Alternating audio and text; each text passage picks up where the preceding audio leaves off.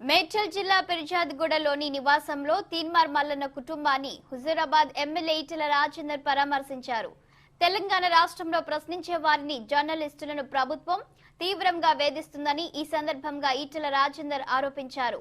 రాష్ట్ర ప్రభుత్వం అసమర్థతను ప్రశ్నిస్తున్న తీన్మార్ మల్లన్నను అక్రమంగా అరెస్టు చేసి జైలు పాలు చేయడం అన్యాయమన్నారు. అప్రజాస్వామికంగా వ్యవహరిస్తూ అక్రమ కేసులతో తీన్మార్ మల్లన్నతో పాటు ప్రతిపక్ష పార్టీల నాయకులను ప్రభుత్వం వేధిస్తుందని, త్వరలో పరిస్థితులు తారుమారై అవే ఇబ్బందులు వారు కూడా ఎదుర్కోవాల్సి ఉంటుందని హెచ్చరించారు ఈటెల రాజేందర్.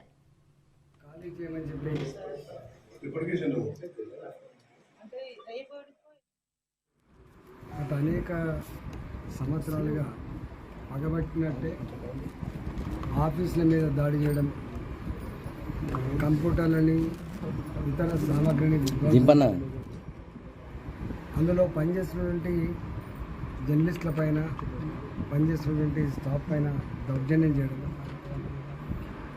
ఏ ఇంటి యజమాని అయితే కిరాయికి ఇచ్చిందో ఖాళీ చేయమని చెప్పి బెదిరించడం, ఇది సాలవన్నట్టుగా గతంలోనే అక్రమ కేసులు పెట్టి జైలు పాలు చేయడం జరిగింది.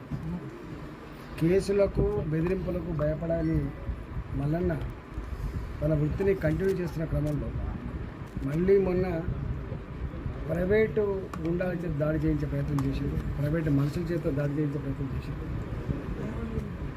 ఎందుకు దాడి చేసిండ్రు, ఎందుకు వచ్చిండ్రు, ఇళ్ళ మీద ఆఫీసుల మీద దాడి చేయవచ్చును అనేది వాళ్ళు దాడి చేసే వాళ్ళ మీద కేసు పెట్టాలి.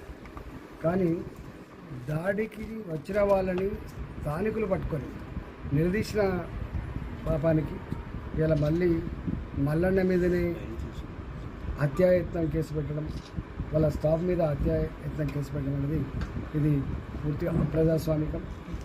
ఇంటెన్షనల్గా కావాలనే కేసులు పెట్టి జైళ్ళల్లో ఉండేటట్టు చేయాలి.